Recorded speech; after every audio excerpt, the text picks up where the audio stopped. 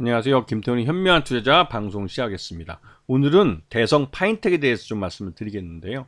이 대성 파인텍은 크게 두 가지 사업을 하고 있습니다. 하나는 자동차 부품, 또 한 가지는 태양광 쪽 사업을 하고 있죠. 그 중에서 이 자동차 부품 쪽이 전체 매출액의 대부분을 차지하기 때문에 이 자동차 부품업이 뭐 주력 사업이라고 봐도 과언은 아니죠. 특히 그 자동차 부품 중에서도 도어락과 시트라이너 쪽이 주로 이제 매출을 일으키는 부분이 되겠습니다. 요번 반기 내에서도 도어락과 시트 리클라이너 이쪽이 매출의 대부분을 차지했고요. 지금 태양광 쪽은 이 전기 보일러하고 전기 온수기 또 이런 것들을 이제 대리점을 통해서 판매하는 것이기 때문에 매출 내용이 그리 크지는 않습니다. 올 상반기 중에 55억 정도 매출을 한 걸로 그러니까 23억 정도 매출한 걸로 나와 있죠.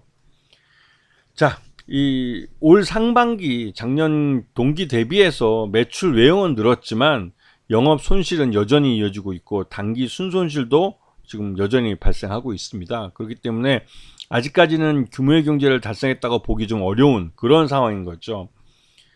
이 대성엠텍은 최대주 지분이 10.22%밖에 되지 않습니다. 그러다 보니까 뭐 이 고배당이나 이런 것도 해주기 어렵고, 특히나 이제 실적이 나와야 배당도 해줄 수 있는 거기 때문에 실질적으로 별로 그렇게 메리트 있는 회사는 아닌 걸로 보여지죠. 하지만 이 회사가 매출 외형을 더 키울 수만 있다면 손익분기점을 넘어서 흑자를 낼 수 있기 때문에 이런 부분을 좀 주의 있게 보셔야 되는데, 최근 들어서 이 LG그룹이 마그나라는 캐나다의 자동차 부업체와 합작으로 애플 전기차 위탁 생산을 할 거라는 기대감이 점점 커지고 있습니다.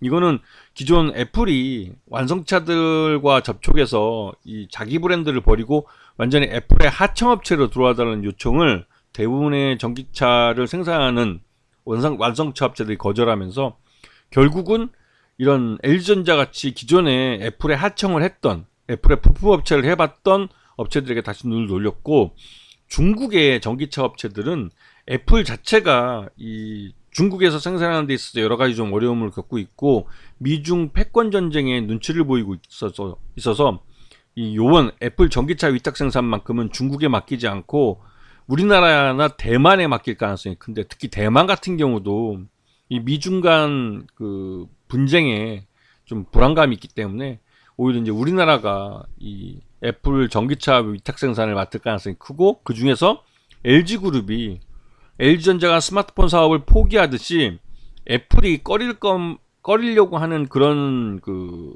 사업이랄까요? 그런 것들을 다 포기해가면서 LG그룹이 공을 들인 면이 있기 때문에 LG그룹이 마그나 합작사와 함께 그 애플 전기차 위탁 생산을 맡을 가능성이 높다는 그런 의견들이 나오고 있습니다.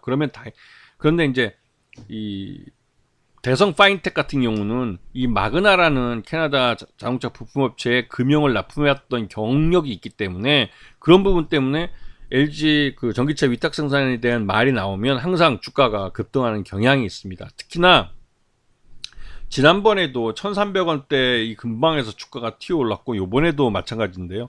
이 1,300원이 나름대로 이 대성 파인텍이 지켜야 될 뭐 마지노선 같은 것이 되고 있는 그런 느낌입니다. 그래서 실적은 적자지만 계속 1,300원 부근에서 이런 장대 양봉을 만들면서 거래량도 터지고 하면서 주가를 되돌려 놓고 있는 모습인데요.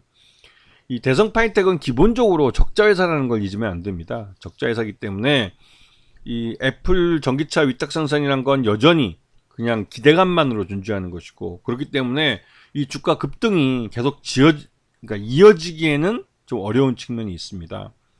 그래서 그런 부분 때문에 이런 그 일시적인 뭐 테마바람이랄까 아니면 어떤 호재성 재료 하나가 노출돼서 주가가 급등하는 것은 그 이런 주가 상승이 계속 이어지기 어렵다는 측면에서 조심할 부분이 있는 거죠. 이런 종목을 괜히 잘못 뭐 주가가 싸다는 이유로 그냥 묻지마로 따라 들어갔다가는 자칫하다가는 그 상투에 물릴 수도 있습니다. 왜냐하면 이 회사는 1,300원이 무너지면 주가가 급격하게 무너질 가능성이 커요.